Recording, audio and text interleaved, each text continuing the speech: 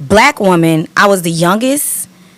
I was maybe out of a 1-to-5 ratio, 5 men, five men and one woman. So, and then I had my coworker. She was Latina, and her name was Josie Boroso. And so between us two, we were the only people of color, and then we was females at that. So, learning the game, learning the politics, being aggressive. Men are very aggressive in that business, and it can get very just dirty and cocky. Like politics. Almost. Right. Or in the sense. Yep. And then, of course, they judge you because you're like, oh, I graduated from an HBCU. So what is an HBCU to some? All of that. To others, they act like they don't know, but they know. Of course. And then,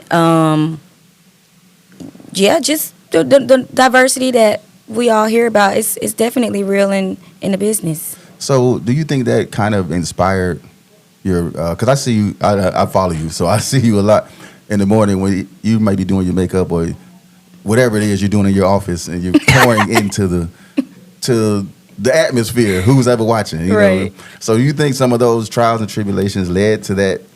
I like to call it a segment, or a part of your day at this point.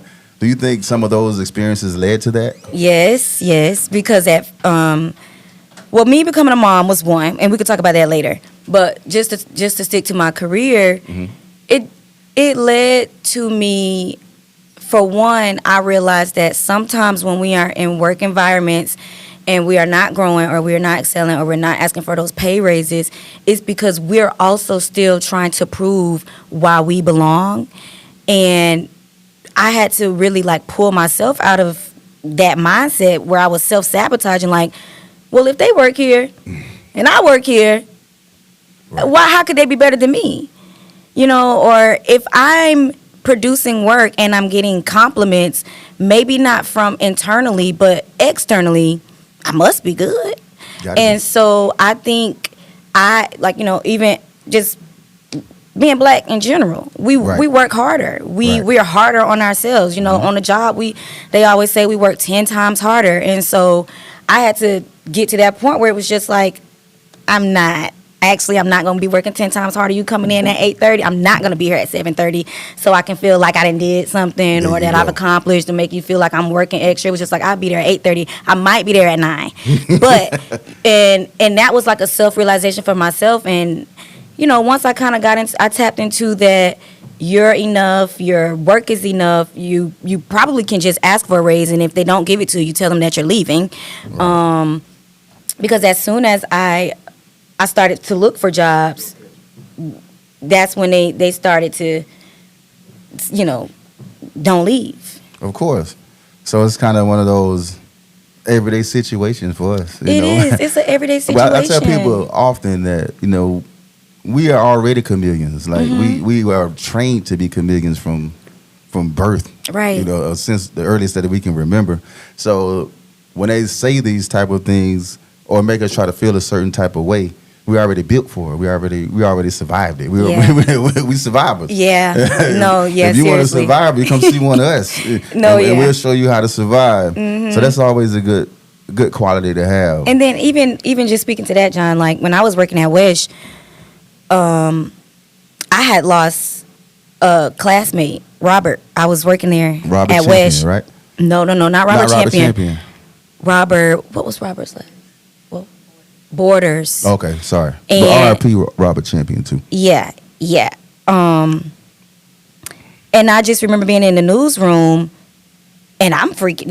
Whoa, we went to high school together. Yeah, that's crazy. And the only thing that my news producer and executive producers could think about was, I wonder, was it gang violence?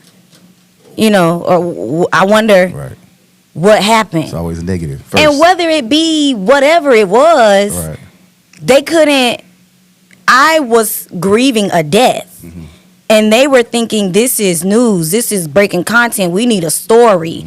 Another black person just killed another black person. Right. Oh, now the ratings are going up. Yeah, right. You feel me? You're right. Yeah. Exactly. And so I had to get out of. That's one of the reasons why I got out of hard news when I decided to leave Wish, which was a wonderful station.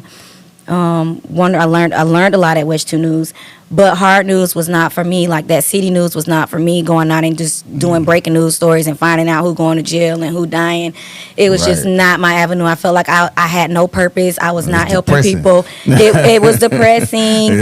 I was crying every day going to work. So you had to leave. I was crying every day going to work. No, you had to leave.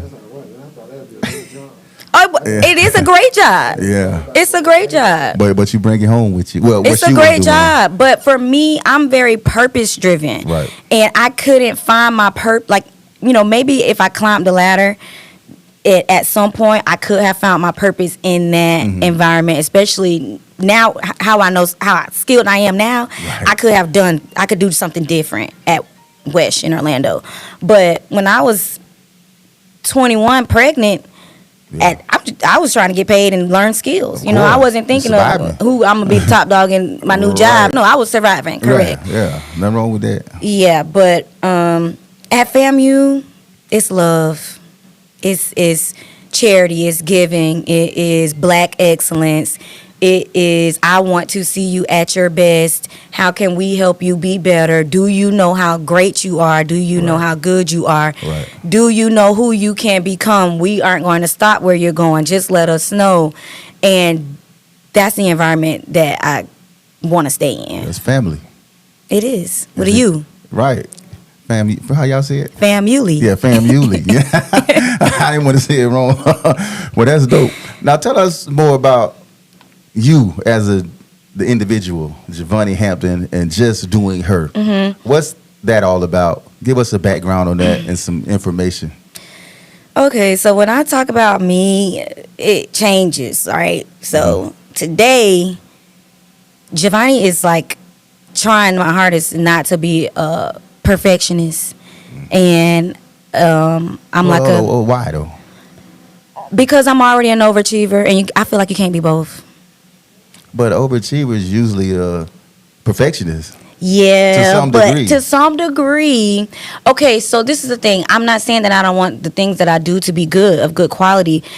But am I mad at myself if it's not perfect? Okay. I got you. Was there a point in my life where I used to be hard on myself if it wasn't perfect? Yeah. Yeah, and it's just like I don't live that life no more. Like, yeah. If I get something wrong, and I learned that from being in the news. I mean, you spell somebody's name wrong, they own you grounds to get fired. You didn't spell the center of the name wrong. Oh yeah. So I dealt with that for years. Like, don't get the name. You better not put a period and it's supposed to be a comma. You better get right. Right. And so now when I get things wrong, it's just like, I can get over that. That's easy. I'm not gonna lose my job over it. So but just me as an individual, I'm the self-love guru person came about when I started my Just Doing Her brand. And it's a dope brand, by the way. Thank you. So the Just Doing Her, first of all, the JDH is also my initials. Right? So that's how I got the name. I was like, I really wanted to do something that stuck with me. So JDH is also my initials, JAVONNI Danielle Hampton. I gave y'all my government name. But and then Just Doing Her started after, like I was saying earlier in the conversation, me being pregnant with my son, and I started to feel like I kind of started to feel like a separation between me and church. That was one. I started to feel a separation between me and like my family. Hold on, what do you mean? Church. What do you think caused that separation is what I'm trying to ask. The separation? That just probably going back to that perfectionism, probably not having that self-love within myself, just saying like, just because you're not married, Jesus didn't left you. A little self-guilt. Yeah, all of that type of stuff. Yeah. And that's when you first realized, the life I had drew up. You're right. It's not going to happen. I know all about it. Right, but they try to make it worse than what it is. And it's like, I could still create a life with this and what I have. Absolutely. And where it's going. And so I had to really start doing things for myself, which is the doing her. Right. And I had to put myself in a position to where it's like, I got to find out what's going to keep JAVONNI happy, what's going to keep JAVONNI at peace.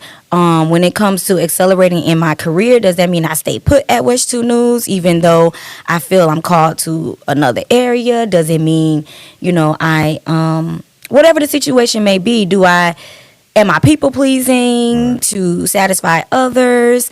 Like, how can